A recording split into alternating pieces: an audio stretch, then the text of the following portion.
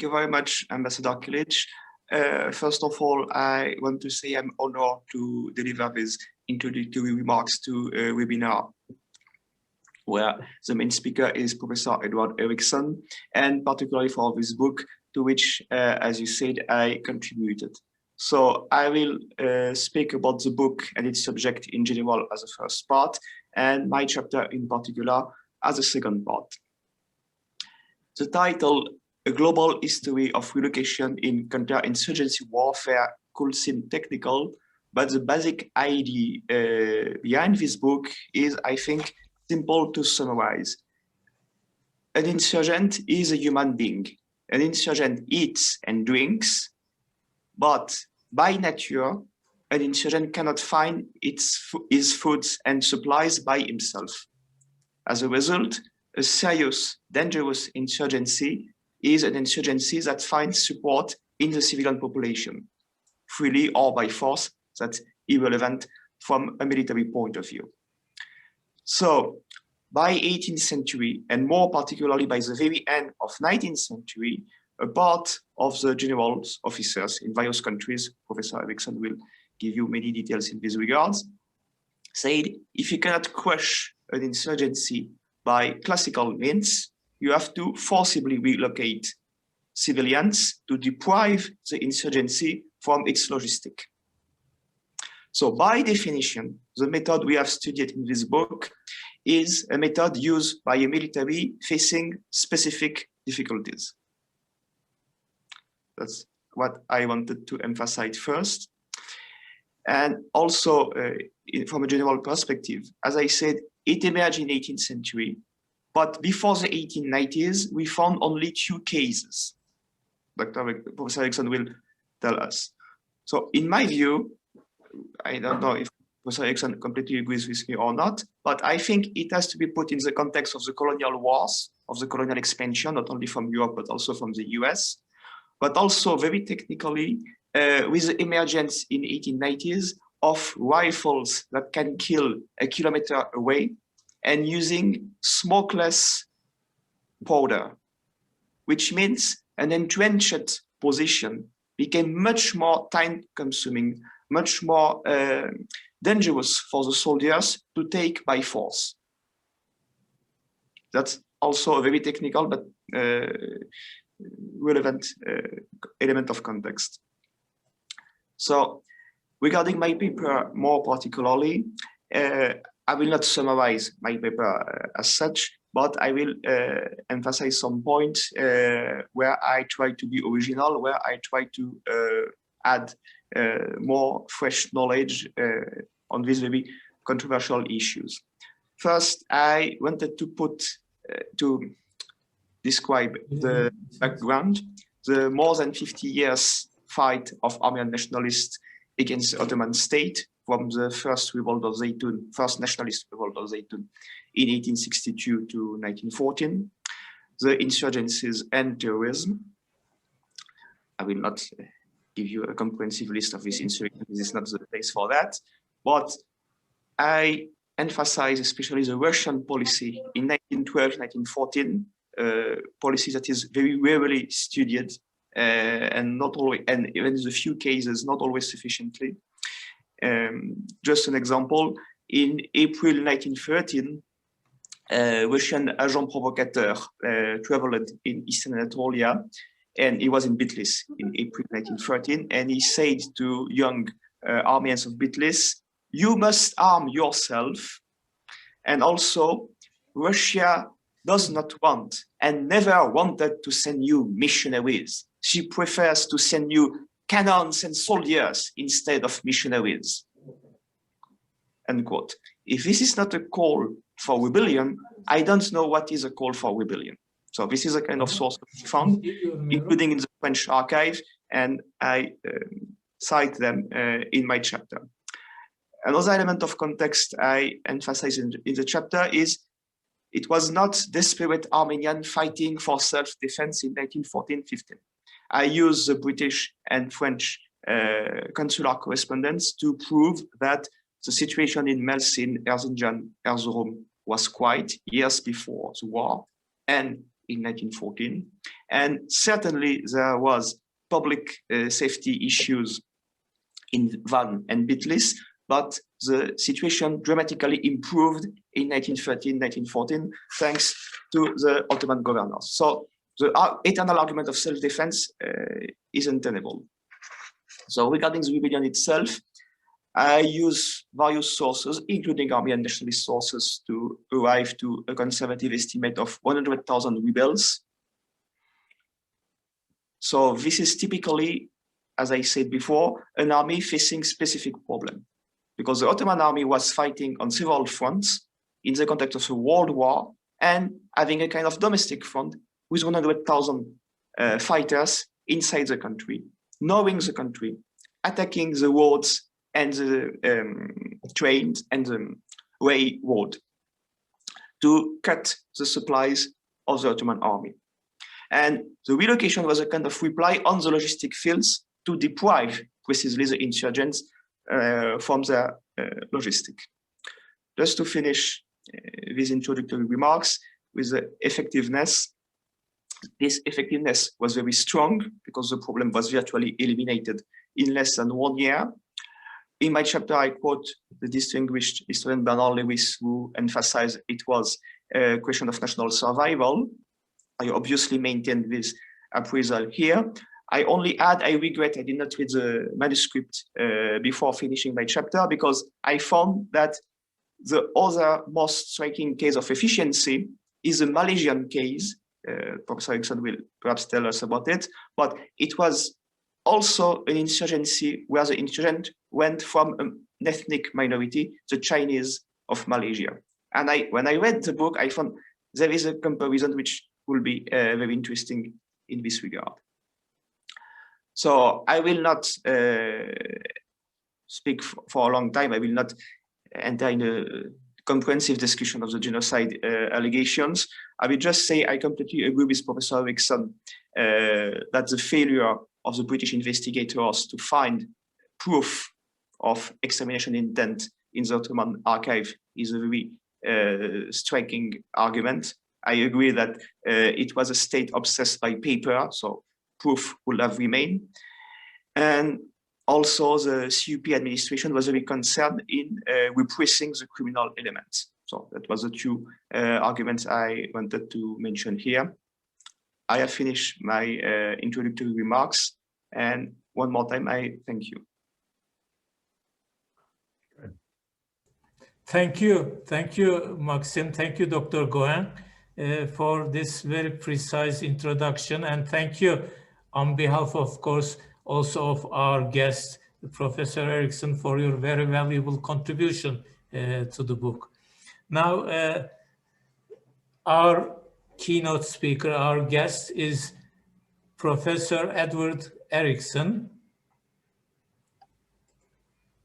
And Professor Erickson is a professor of international relations at Antalya Bilim University in Antalya, Turkey, and a retired professor of military history from the Department of War Studies at the Marine Corps University. He retired from the United States Army as a lieutenant colonel with multiple combat tours in the field, artillery, and additional experiences as foreign area officer specializing in the Middle East. Dr. Erickson earned a PhD in history from University of Leeds in the United Kingdom and is recognized as an authority on the First World War in the Middle East and Turkish military policy. Professor Erickson today will be discussing with us his recently published book, A Global History of Relocation in Counterinsurgency Warfare. The relocation and resettlement of Ottoman Armenians in the year 1915 during the First World War was not the first such removal of a population thought to be a threat to national security. In fact, population removal was a common and accepted strategy used by the Americans, the British, and the Spanish in counterinsurgency warfare during the 19th and 20th centuries. In his presentation, Professor Erickson will compare and contrast the major campaigns of population relocation used by the great powers to provide context for the Ottoman experience. Thank you very much, Professor Erickson, for being with us, and the screen is yours. Okay, if we could put the slides up.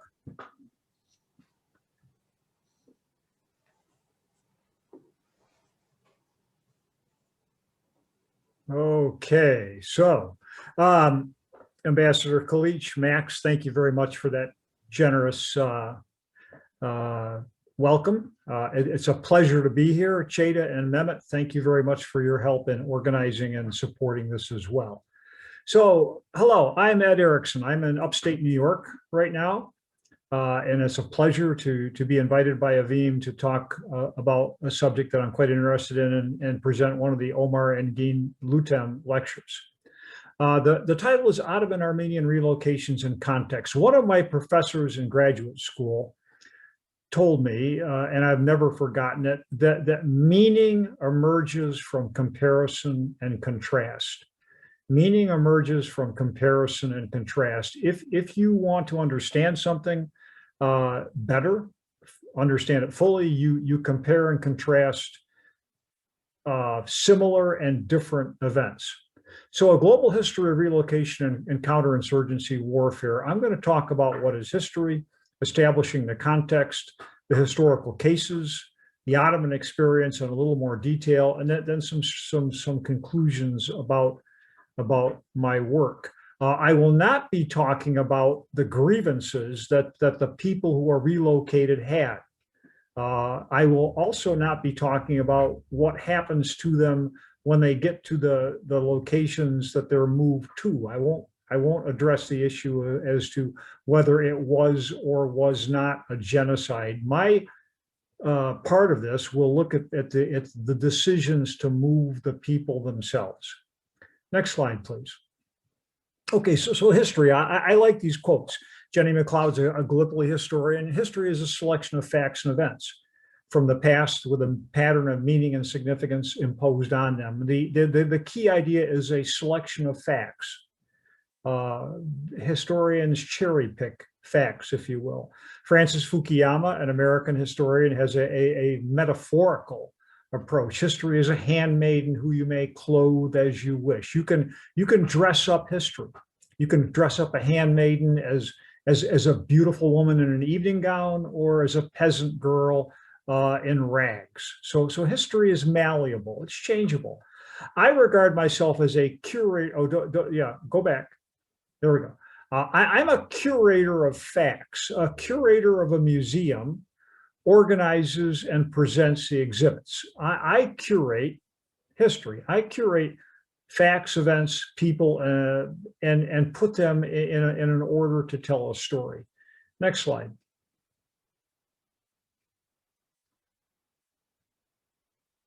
No, go. You're going the wrong way, Mehmet. Good. Go back to the third slide, please. Okay, there we go.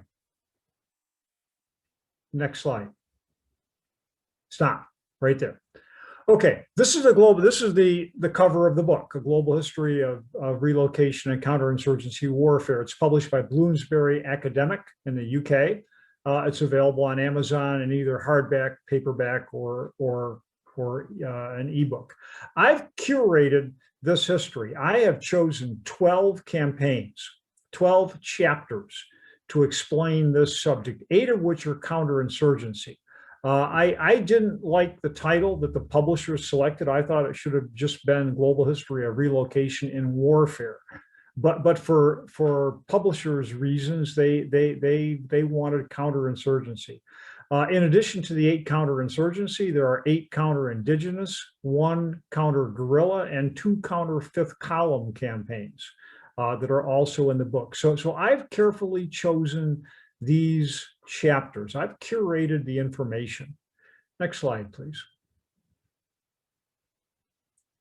Okay, I think this is a pretty persuasive and compelling map. I had this map made for the book.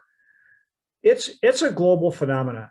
This isn't just the Ottomans. This is a global phenomenon on 4 of 6 continents inhabited by humans. And if you look across here, America is on this list 3 times, the British 4 times, the Russians, the Ottomans, the Vietnamese, the French, the Spanish, the Portuguese. This is a widely applied strategy. What strategy? Relocation of people in warfare for the purposes of national security. So Australia, the indigenous people in Australia were also moved, but not as a result of wartime. So I think this is a pretty compelling slide right here. This is my favorite slide in the whole presentation, to be honest. Next slide. All right, so I mentioned comparison and contrast. These are the comparisons. There's a lot of information on here.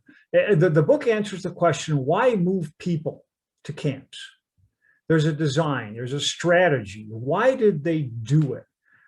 These are not extermination camps. You don't need to go through these, but let me just read the names of the camps. The Spanish called them La Reconcentración. We call the Indian removal reservations. We called our camps in the Philippines zones of protection.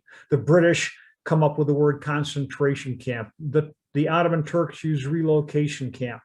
I'm going to skip down to the Japanese Americans. We called those internment camps. The British called the villages in Malaya new villages. In Kenya, villagization. The French in Algeria called them regroupment centers. In Vietnam, we and the Vietnamese called them strategic hamlets.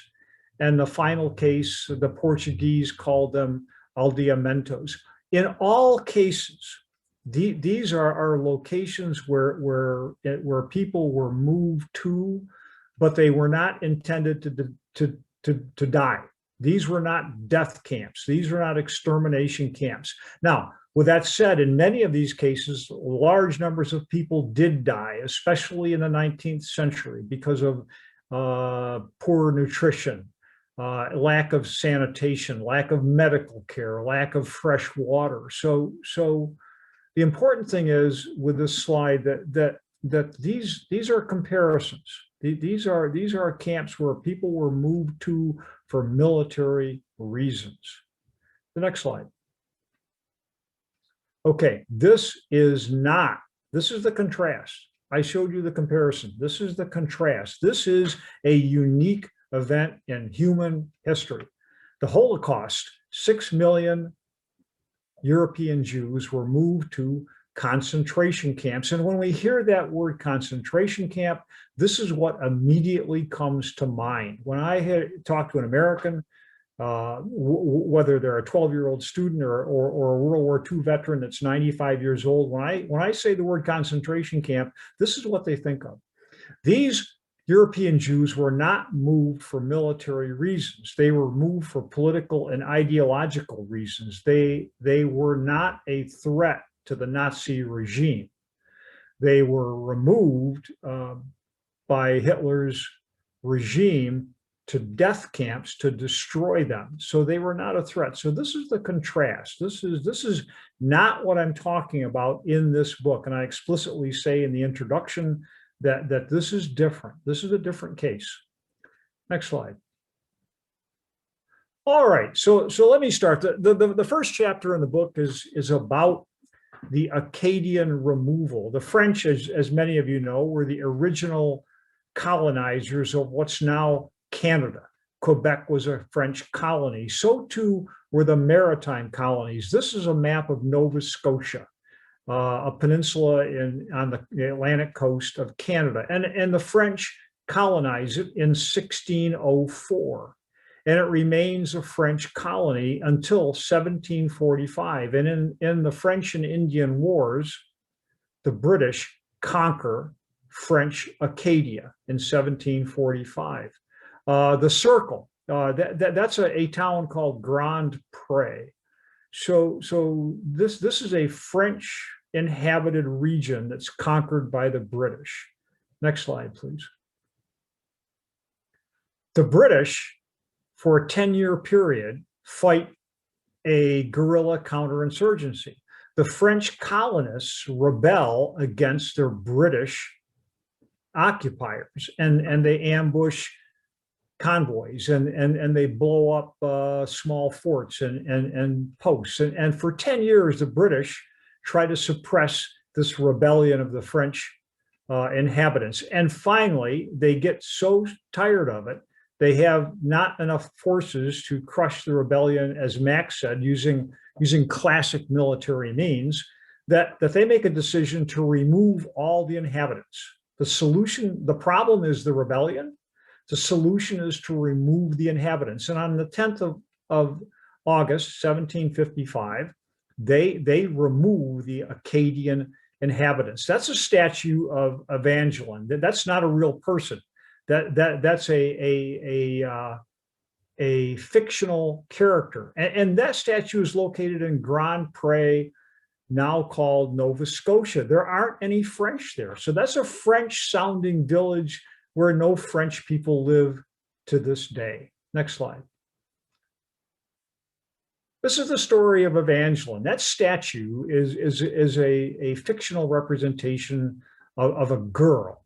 Henry Wadsworth Longfellow, one of our great American poets in 1847, wrote an epic poem called Evangeline, A Tale of Acadia. And the question in the first couple stanzas is, where did the people go? What happened to them? Why aren't they living there anymore? And many Americans will recognize the opening line. This is the forest primeval.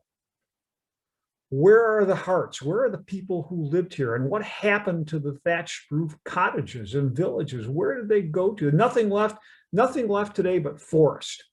And Longfellow answers that rhetorically with, well, waste are those pleasant farms, and the farmers are forever departed. They're scattered like dust and leaves far over the ocean. So on the 10th of August, 1755, 12,000, maybe even more, Acadians, men, women, children, grandparents, their dogs, their cats, their family possessions are permanently exiled to solve the problem of insurgency in Acadia. The epic poem itself is a tragic love story.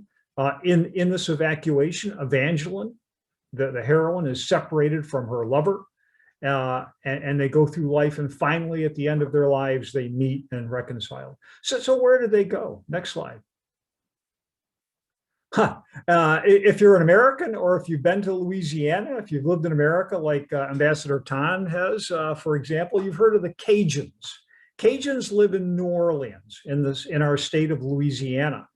About a half of many thousands of the Acadians went to New Orleans and Louisiana, and they became Cajuns. Cajun is a bastardization of the English word Acadian. So the Acadians became Cajuns, and to this day they have a unique French dialect in Louisiana. They're famous for their food, things like blackened redfish and hot sauce. These are Cajun foods, and they've become a part of American culture, American regional culture. So the Acadians become Cajuns. That's our first case. Next slide. The Americans relocate many Indian tribes. This is one of our more famous relocations. These are Navajo. They live in what's now Arizona and New Mexico, and the famous Long Walk of the Navajo. As American settlers move into Arizona and New Mexico, the Navajo are reduced to attacking the settlers to try to reclaim their land. And it becomes such a problem that in 1865, we pack up the Navajo Nation.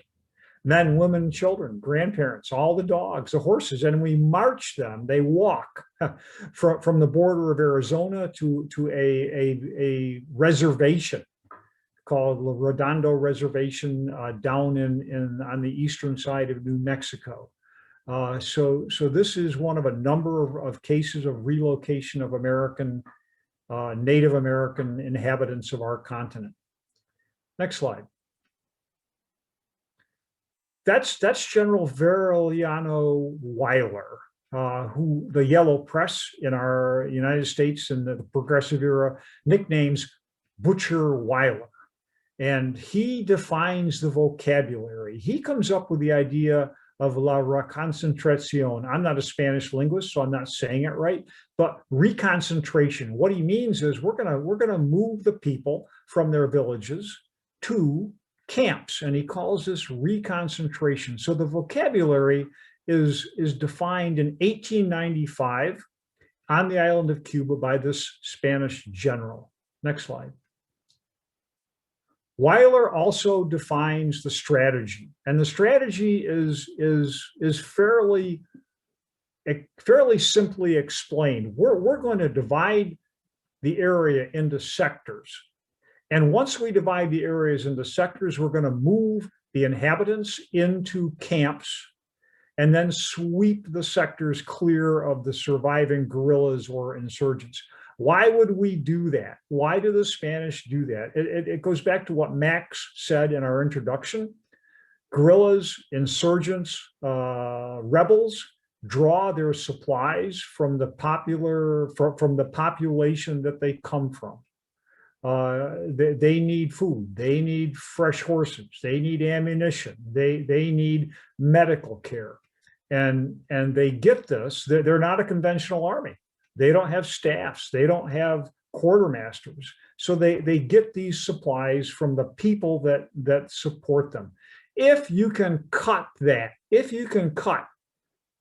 chain from the people to the insurgents and the guerrillas, you can weaken the guerrillas and the insurgents and the rebels to the point where they're ineffective and collapse. So that's the strategy. Weyler defines this. He's the brain that comes up with this strategy as a military strategy and in counterinsurgency. Next slide. The United States occupies, we seized the Philippine Islands from the Spanish in 1898 in the Spanish-American War. The man we see here is Howling Jake Smith. He's our general in charge of the island of Samar. And on the island of Samar, there's a insurgency going on against the United States, which is occupying the Philippines. He's called Howling Jake because he gives instructions to his subordinates. I want you to turn the island of Samar into a howling wilderness. It's terrible. It's terrible what this man did. And what they do is it's an island, so it's easily contained. They divide the island into sectors. And he doesn't use the word reconcentration or concentration camps. He calls these villages zones of protection. And he moves the inhabitants from their homes to the zones of protection where they're surrounded by barbed wire and held prisoner while his soldiers, the American Army, sweeps through the area. Next slide. One of the more embarrassing things for me as an American soldier in the Philippine insurrection is the water cure. You heard of in the George Bush administration, the water treatment, where we waterboarded prisoners to gain information. This is a cause célèbre for the United States in 2006, 2007, waterboarding. It was also a cause célèbre in 1899 to 1901 for Americans. My army developed what they called the water cure to get information from the insurgents. Next slide. There it is. How do you do the water cure? It's different than waterboarding, but the effect is the same. You put a funnel in the mouth of the insurgent and you pour water into the funnel until their stomach swells up with water and it compresses their lungs and they potentially die. It's brutal. It's brutal. I put this up there because often accompanying relocation are atrocities of one form or another, and no nation that's done such a strategy as relocation is guilt-free. And this is a horrible thing that my country did. Next slide. The most important pre-World War I event in this regard is the Boer War. This is the Boers are farmers, Dutch farmers living in what's now South Africa. The British have occupied the Boer republics because of the immense wealth of diamonds and gold that exists there. And as they occupy the Boer republics, the Boer population, the Boer inhabitants rebel and have a guerrilla war against the British. It goes on for 2 or 3 years. The British strategy is a mirror image of what Weyler has done on the island of Cuba. The strategy attempts to separate the guerrillas from the population. The Boer guerrillas, we attempt to split the Boer guerrillas from the Boer population. The British commit 500,000 troops to this endeavor. It is a major war for Britain. As they move the inhabitants into concentration camps, they then burn the houses. They kill all the livestock. They kill the sheep and the cattle. They put the bodies down the wells to poison the wells. Something like 300,000 livestock are killed during this event. Next slide. The British build blockhouses. This is a blockhouse, and it would have 5 or 6 soldiers, and every kilometer there's a blockhouse. And as Max talked about long-range rifles, from this blockhouse you can see the blockhouse a mile away, and in between is barbed wire. And with your rifles, you can interdict, you can stop people from moving across the veldt, across the savannah. The British built 8,000 of these, and they put up 6,000 kilometers of barbed wire. Next slide. This is not an easy map to look at, but what you see, those are the lines, those are the blockhouse lines. So 6,000 miles, 6,000 kilometers of barbed wire lines that do what Weyler did in Cuba. This chops the Boer republics into sectors. And as they evacuate the people to the camps, they then fight the guerrillas and clear the sectors. The Boer War defines the end state. Next slide. This is the end state, concentration camps. This is where the word comes from. These are not extermination camps.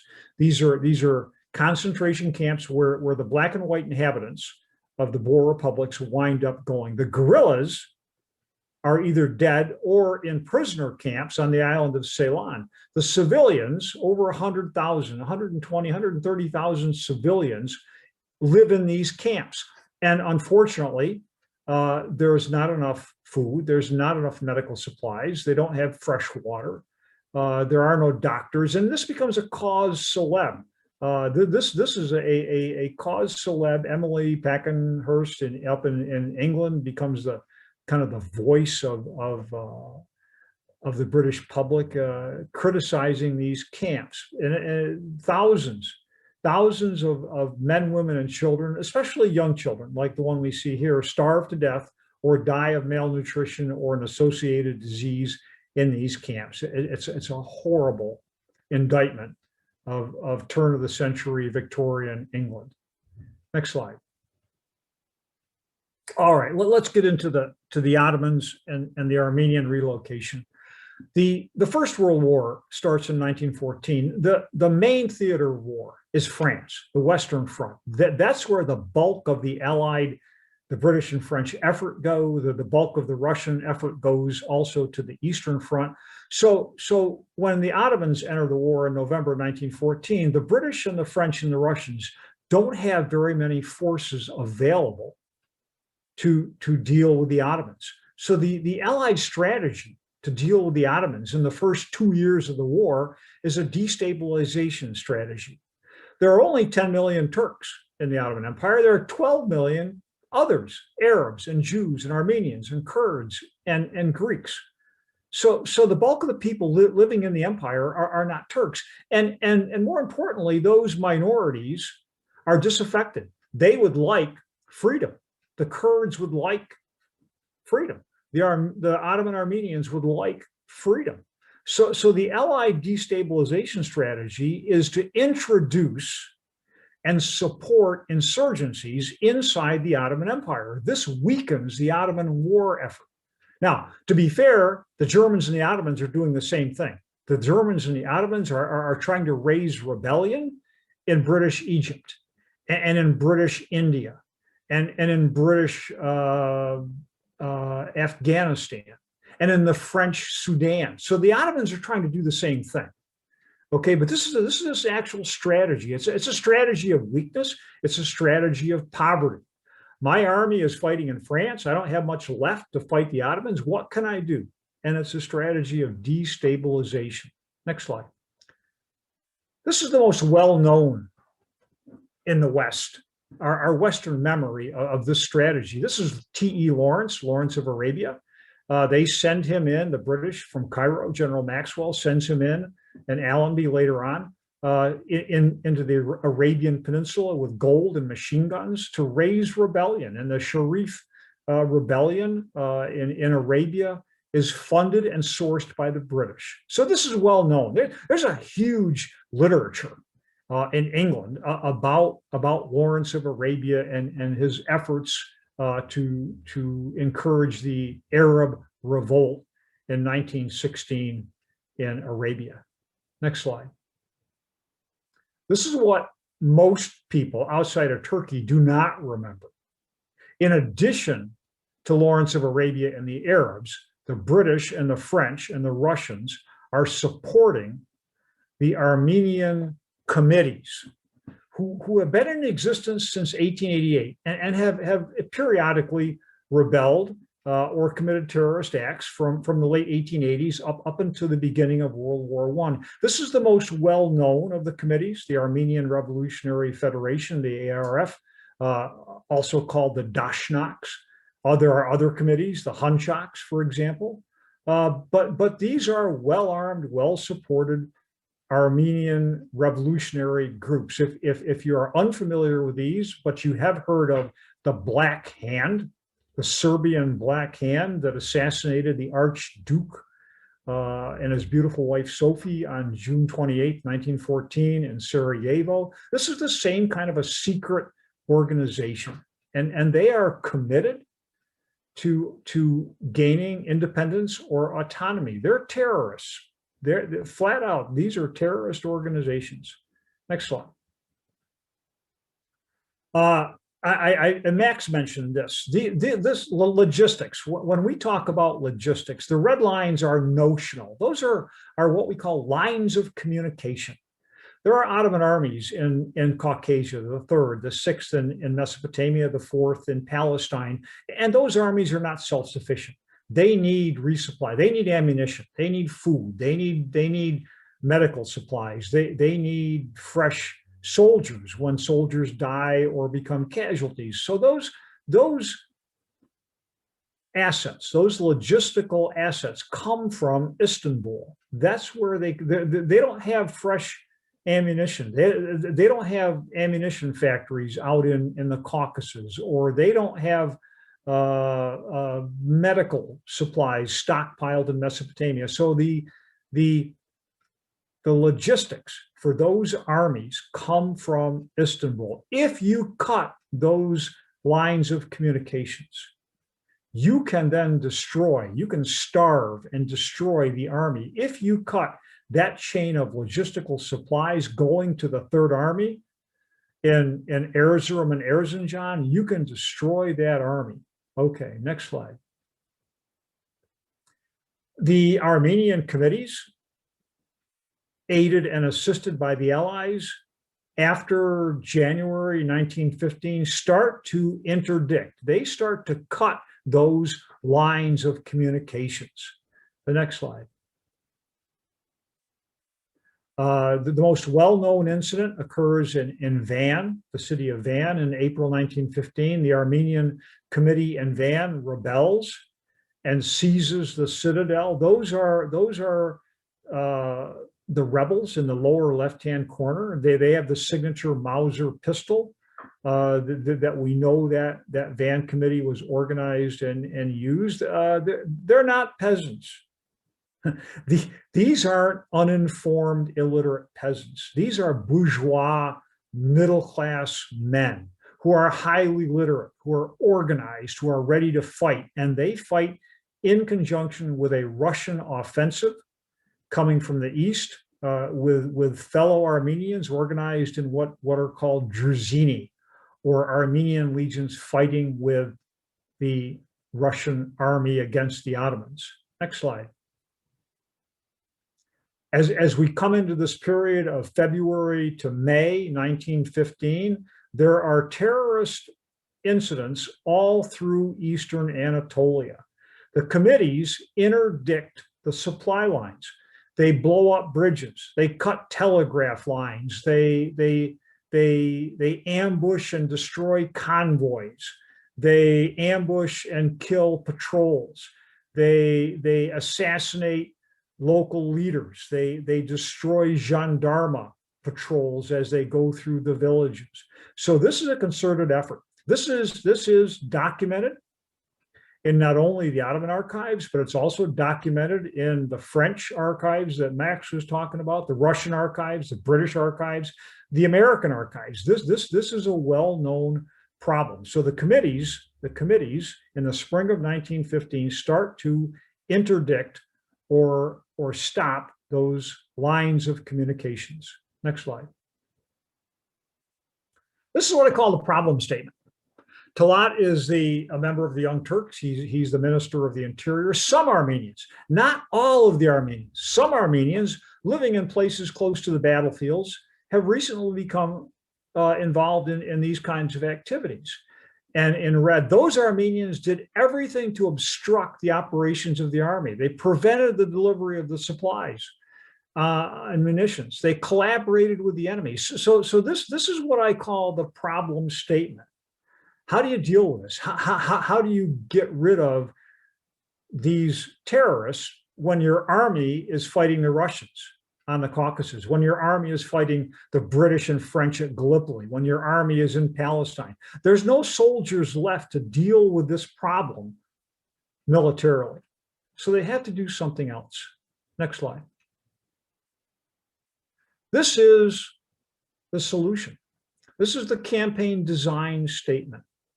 It's the Sultan's decree from 31 May 1915. Did the Sultan write this? I don't think so. This was probably written by Enver Pasha, the Minister of War, or by Talat. But this is the solution. The conduct of such rebel elements rendered it necessary to remove them from the areas of military operations and to evacuate the villages serving as bases of operations and shelters for the rebels. This is a different course of action. The Ottomans have always dealt with insurgents with military means. However, they can't do it. So a different course of action has to be undertaken.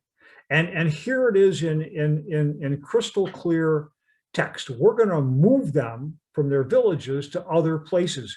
Don't look at the underlined portion. I'm going to come back to that and show you where those are. And then they outline in underline, these are the places where we're going to do this. We're not going to do this everywhere, because not all of the Armenians are a problem. Only some of the Armenians in these places. And we're going to transfer them to the southern provinces. Next slide.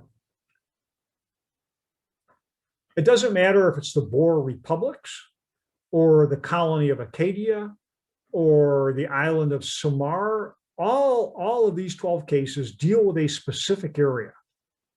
So the Sultan's decree said not everywhere and not all Armenians. This is the area of relocation that is mentioned in the Sultan's decree. So this is a defined area.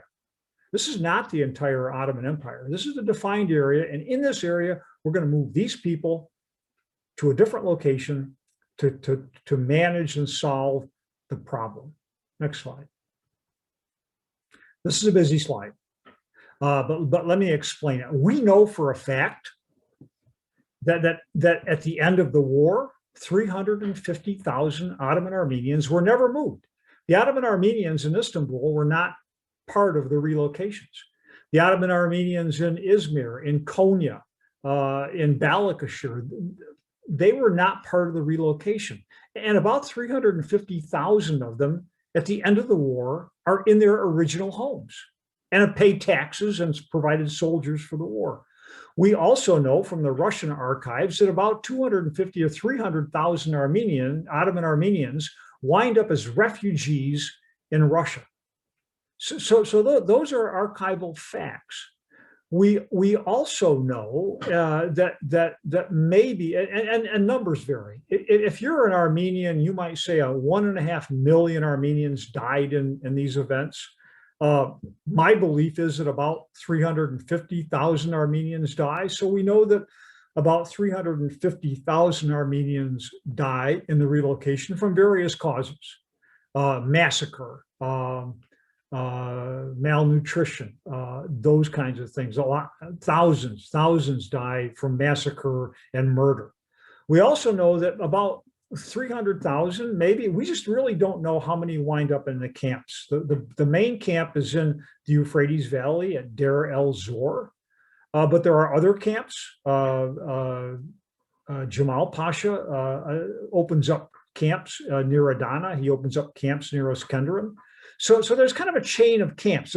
You're familiar with the old Gulag Archipelago that Solzhenitsyn wrote about, the Soviet camps that went from Moscow all the way out across Siberia, kind of like an archipelago. There's also an archipelago of camps. And that's the outcome. So the outcome by 1917, you'll notice the black area in the middle of Eastern Anatolia, they're gone. The Armenians from that area have gone. They've been relocated to the camps. They've become refugees into areas held by the Russians, or they were never moved to begin with. The Western Armenians survived the war pretty much intact. Next slide. At the same time, the Russians remove the Jewish population. That area that we see on the map is called the Pale of Settlement. The Eastern European Jewish population, anywhere from 1 to 3 million, we don't know. Most people say about 3 million people live in that area. They're Jewish. And they have kind of a dialect called Yiddish. And many of them have come from Germany and Austro-Hungary. So they kind of look like Germans and Austrians. They kind of sound like Germans and Austrians. And the Russian general staff believes them to be a threat. They believe them to be a fifth column threat. These aren't people who are rebelling, but they might rebel. They might give information to the Germans. They might help the enemy. So in 1915, the Russian general staff removes the Russian these Jewish citizens from the Pale. They don't send them to camp. This is a little different. They just put them on trains going into the interior. So they wind up in cities from Moscow and St. Petersburg out to Ekaterinburg, all the way out to Vladivostok. So they're distributed throughout the empire. They were never in rebellion. They never were a threat. And let me just go back to the Ottoman Armenians. How many terrorists are there? How many terrorists does it take to make a problem? How many people in America of the right-wing white supremacist parties broke into our Capitol building on January 6th, 2021? A couple hundred. It doesn't take many terrorists. So 300,000 Ottoman Armenians are removed because a couple of thousand, some thousands of their ethnic brothers were terrorists. Next slide. Go back. Okay. So let me move on to 1942. This is again an embarrassing thing for most Americans. The Japanese Americans on the West Coast, and there are about 120, 150,000 of these people, are thought to be a threat. We are at war with Japan after Pearl Harbor. None of these people are insurgents. None are rebels. They aren't even sympathetic to the Japanese cause. But because the Japanese Navy is active in the Pacific, because our West Coast airplane factories are difficult to guard, these people are thought to be a threat. They're thought to be a fifth column. That word comes up in the Spanish Civil War in 1937 and 38. And a fifth column are simply citizens in your own country who are sympathetic to the enemy. And at a certain point, will all rise in rebellion or rise to assist the enemy. These people are thought to be an enemy in waiting.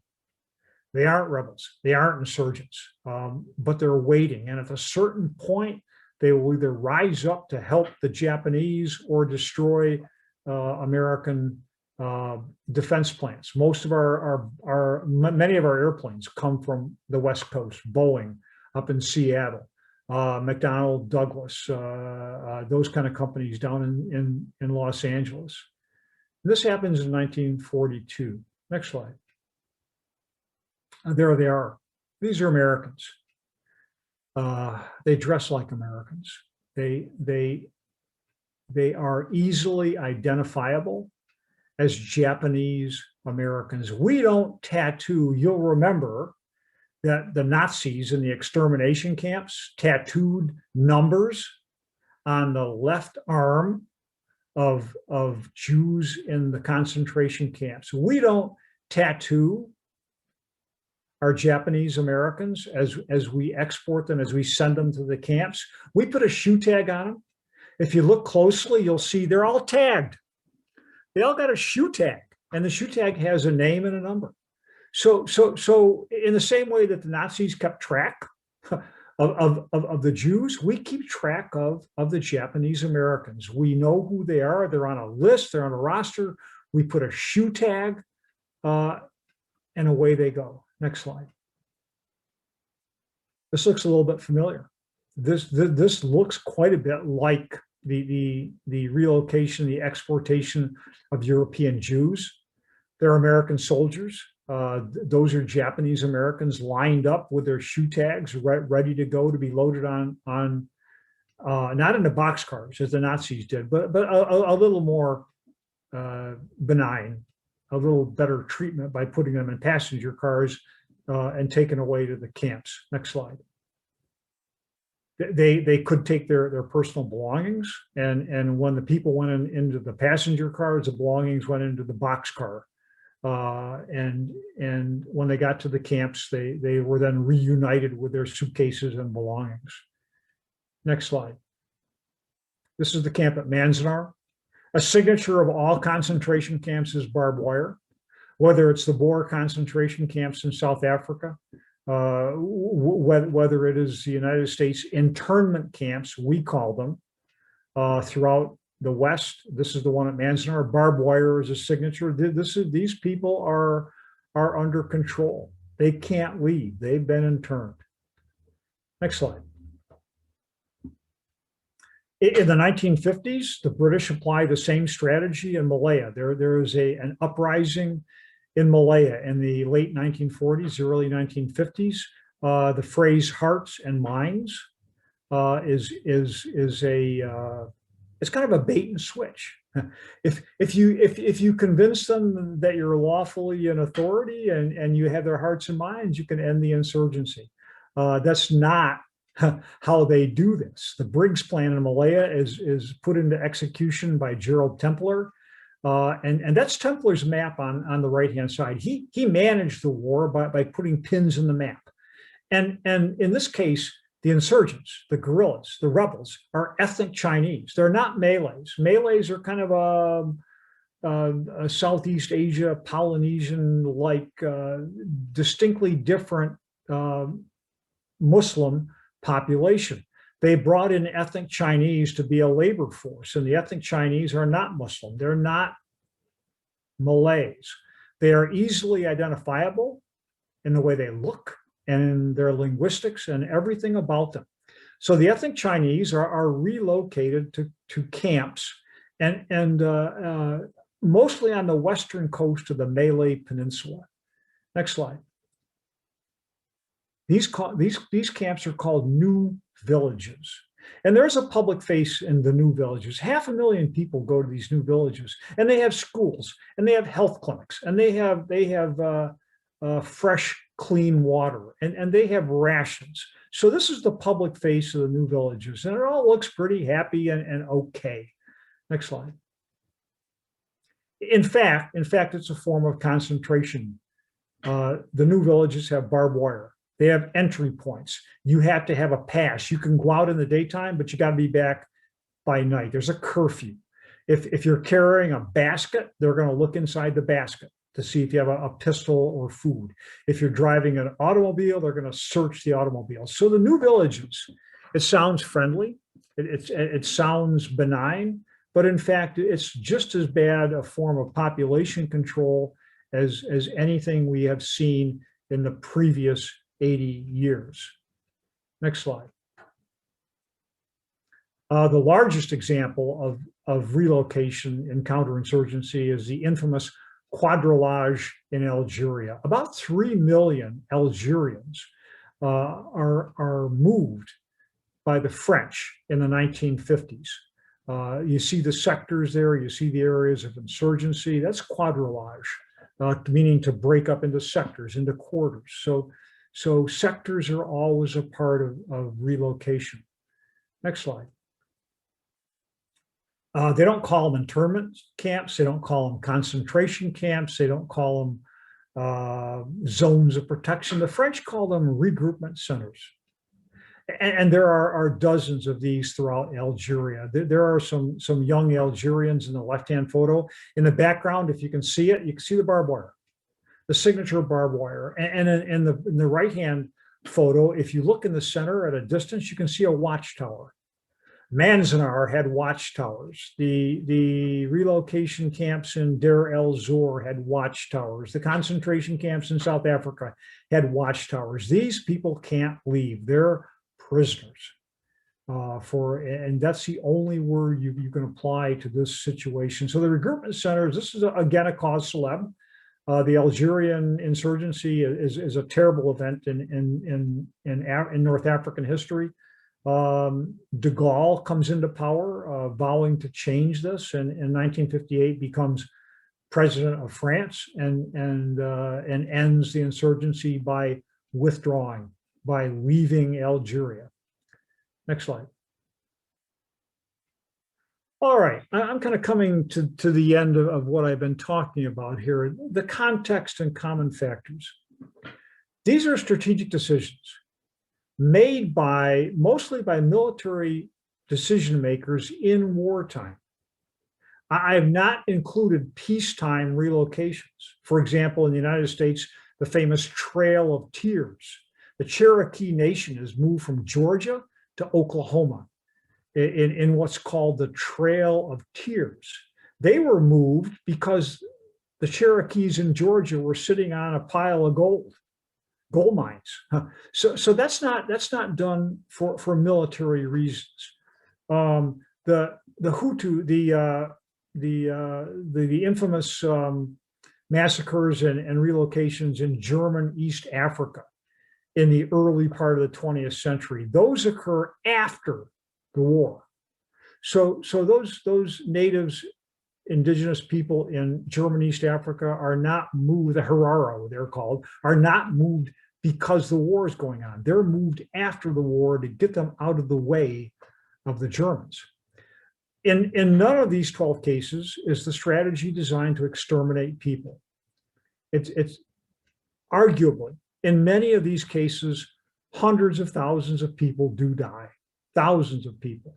The American experience in Manzanar, our Japanese Americans, is the least lethal in this regard, but the strategy is never designed to exterminate people. The death toll is a byproduct, it's a corollary, it's a follow-on of malnutrition, of poor sanitation, of inadequate healthcare. In all 12 of these cases, the people are easily identifiable.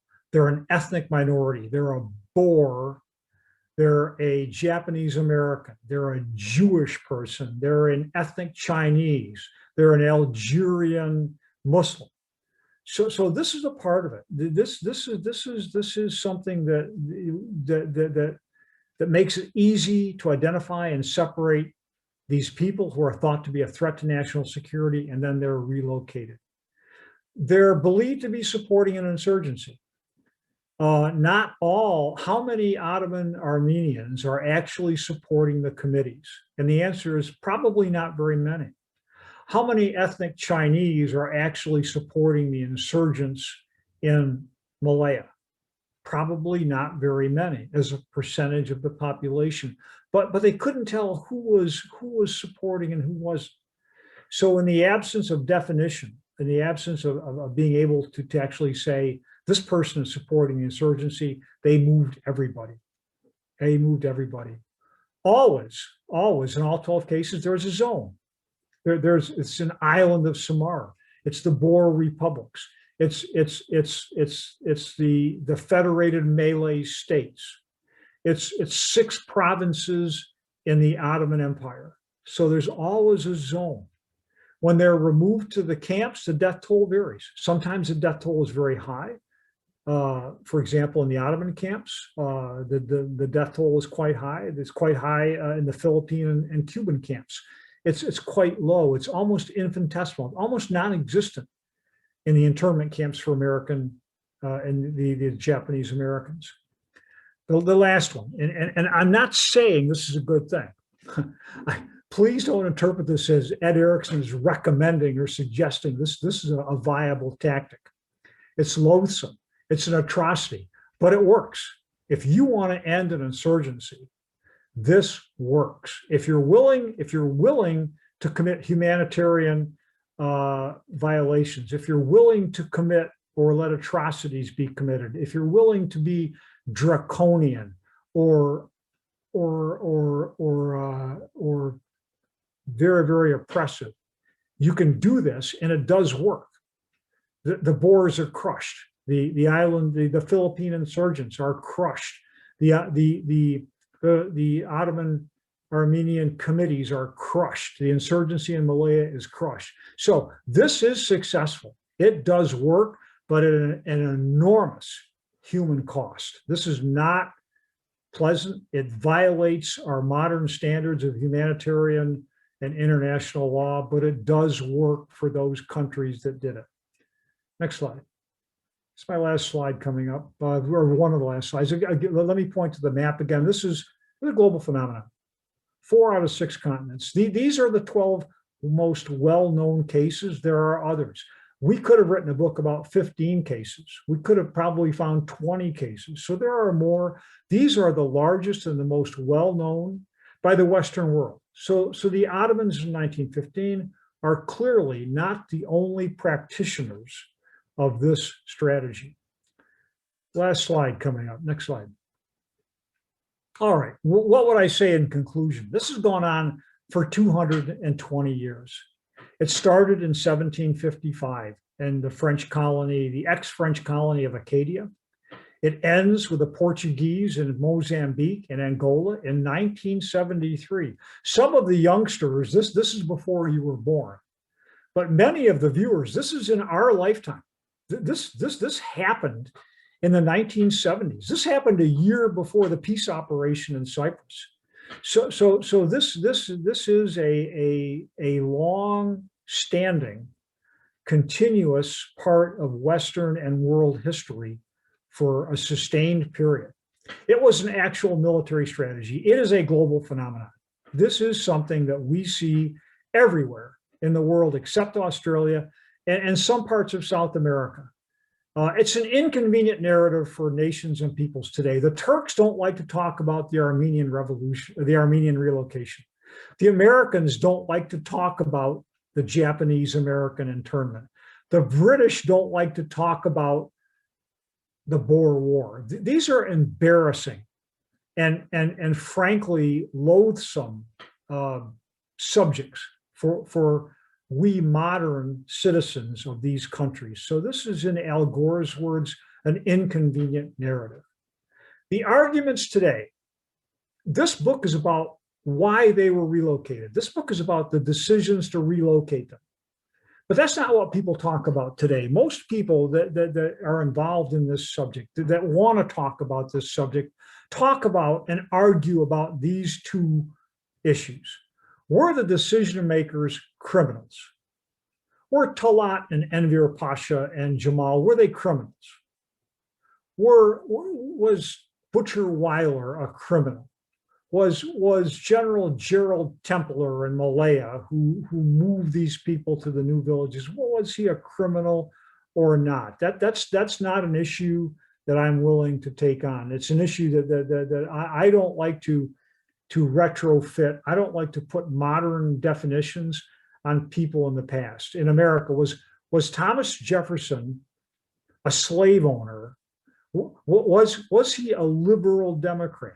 Was he a man of liberal, enlightened ideas, or was he a slave owner? That's an unfair judgment to put on Thomas Jefferson, because we think differently today about these things. The secondary issue: are modern nations accountable today for their pasts?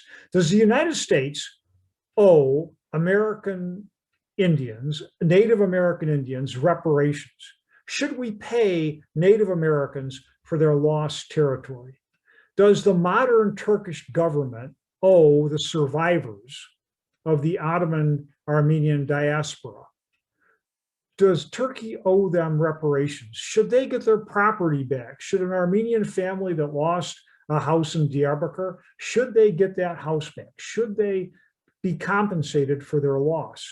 So these are the two issues that seem to predominate the discussion and the dialogue about these cases today. I don't like to talk about these because I don't like to judge past individuals by modern standards. It's hard to talk about genocide today without looking at the 1948 definition of the Genocide Convention, which none of the historical cases apply to because it predates those words and those definitions. So with that pretty much ends my presentation. I think we can go into the question and answer at this period. Last slide.